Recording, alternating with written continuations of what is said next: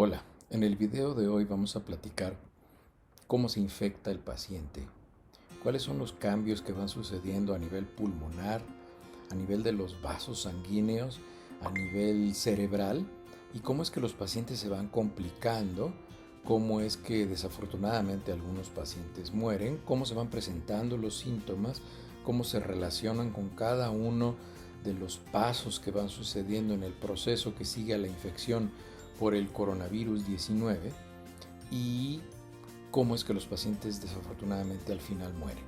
Y también vamos a platicar cómo es que se elabora el acta de defunción y por qué se ponen esas causas de muerte que han sido de alguna manera sospechosas y hay muchas personas que piensan que se está ocultando la información y vamos a platicar un poco respecto a eso y como siempre espero que pongan sus observaciones, sus comentarios, sus dudas y si quieren que hagamos algo de manera diferente.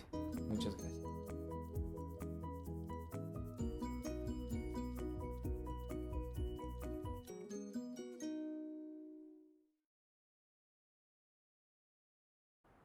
Para fines didácticos esta plática se va a llamar y al final es con COVID-19 y no por COVID-19. Lo que sucede es que lo que motiva esta plática es que algunas personas quieren saber por qué los pacientes se reportan de otro tipo diferente de muertes, no exactamente por COVID-19, y espero que esta plática sea un poquito aclaratoria para ustedes. Entonces, al principio vamos a empezar a hablar un poco acerca del virus que causa la enfermedad, que es el SARS-CoV-2. Es importante que lo conozcamos y que lo veamos. Entonces, esta primera imagen corresponde al virus SARS-CoV-2.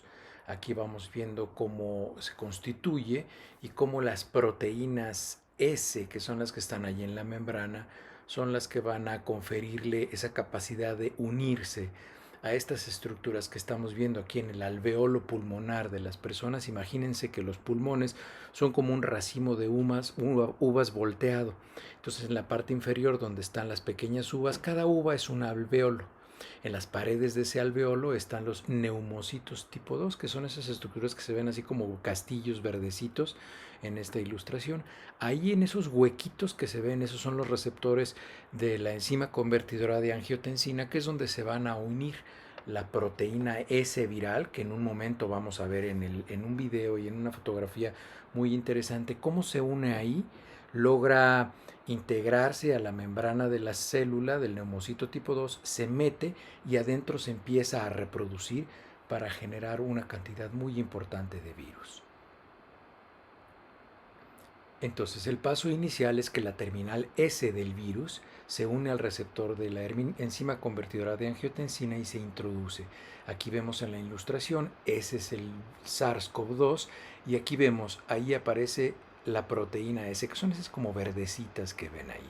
Aquí van a ver cómo se integra la membrana del neumocito, ahí se mete, se encapsula para protegerse y se mete y suelta su ARN viral o su ácido ribonucleico.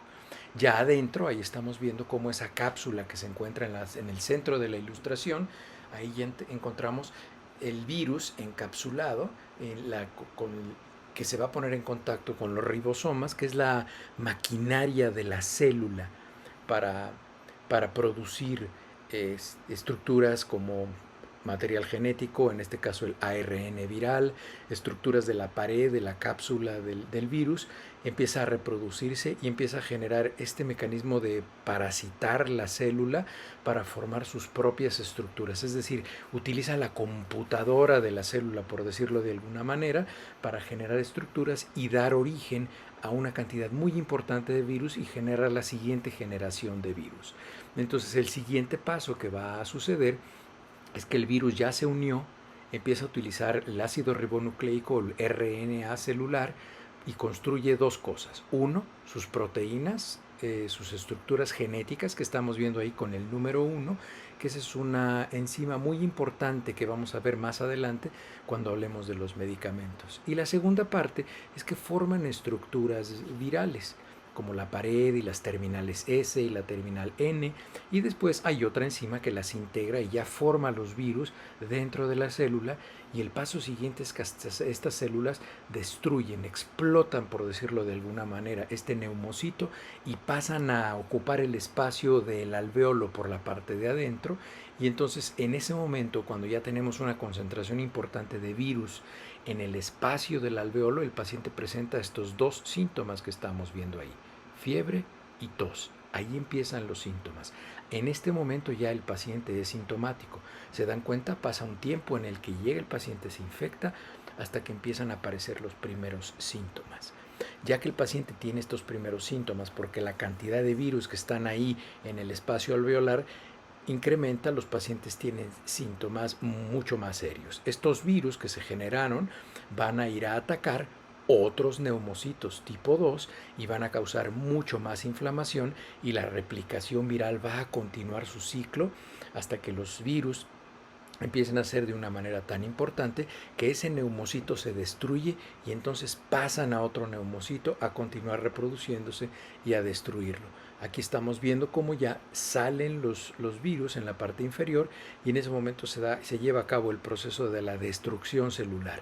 Este neumocito ya no va a existir más, los virus están afuera y se irán a ocupar a otro neumocito. Vamos a dar un paso hacia atrás y vamos a ver cómo la respuesta inmunológica en este espacio que ya va a estar lleno de virus va a empezar a generar muchos más síntomas. El paciente empieza a sentir más fiebre, más tos y más debilidad. Obviamente, como no hay pus, no hay nada que se produzca, la tos es habitualmente seca.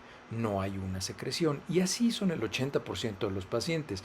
Si los pacientes logran que su sistema inmunológico destruya los virus que están ahí, el paciente no va a tener mayores síntomas. El 20% se complican y empiezan a respirar mucho más rápido, el corazón les late muy rápido, su fiebre es no controlada por producción de interleucina 6, factor de necrosis tumoral, se les baja la presión, porque ahorita vamos a ver cómo se pierde líquido a nivel de las arterias, y entonces empiezan a tener edema pulmonar, edema cerebral, y los pacientes empiezan a tener un estado mental alterado, dificultad para respirar, agitación.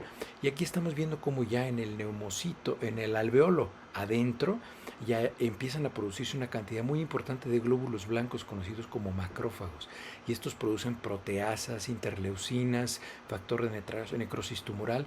Estas proteasas que vemos aquí son muy interesantes porque esas van a destruir estructuras del virus intencionalmente, pero como no son selectivas, también destruyen estructuras del paciente. Entonces destruyen estructuras celulares. El interleucina 6 incrementa de manera muy importante, pasa a la sangre y causa la permeabilidad capilar incrementada, es decir, se le sale el agua a la sangre, por decirlo de alguna manera que se entienda, y al paciente se le baja la presión, los órganos dejan de recibir sangre, y esta interleucina 6 alcanza concentraciones tan elevadas que llega hasta el cerebro. Interleucina 6, interleucina 1 y el factor de necrosis tumoral alcanzan el hipotálamo, en la base cerebral, donde está el centro de regulación de la temperatura, y entonces este paciente pierde la capacidad de controlar su temperatura. Entonces tiene unas fiebres muy muy altas que no se pueden controlar con los mecanismos que habitualmente se controlan, con medicamentos simples que se prescriben incluso sin receta, y la gente las puede comprar en la farmacia sin mayor recomendación, y que todo el mundo sabe cuáles son los que hay que utilizar. Cuando un paciente se va a complicar, empezamos a ver estos marcadores de mal pronóstico, los llamamos. La primera línea, troponina I y CPK-MB, son indicadores de daño al corazón. La segunda línea son indicadores de daño al riñón. La tercera línea son indicadores de daño al hígado. La cuarta línea son indicadores de inflamación. Son estas citoquinas que, si se empiezan a producir en cantidades muy elevadas, con un fibrinógeno extremadamente alto, una proteína C reactiva muy elevada, esto es un factor de muy mal pronóstico. Quiere decir que el paciente está teniendo una respuesta inflamatoria tan agresiva que lo está matando. No los virus, es la respuesta inflamatoria. El paciente empieza a tener un choque hipovolémico porque está perdiendo mucho líquido, y la procalcitonina, fíjense, la procalcitonina se aumenta cuando el paciente tiene una sobreinfección bacteriana. Esto ya nos dice que el paciente no solo tiene un virus, sino ahora ya también tiene una bacteria. Vamos a platicar un poco ahora acerca de los medicamentos que se están ensayando en México. La utilización de los medicamentos es bajo un régimen que se conoce utilización de emergencia o uso por compasión, y por eso es que se llaman en ensayo clínico. No se habla de un tratamiento para COVID, que sería algo muy diferente.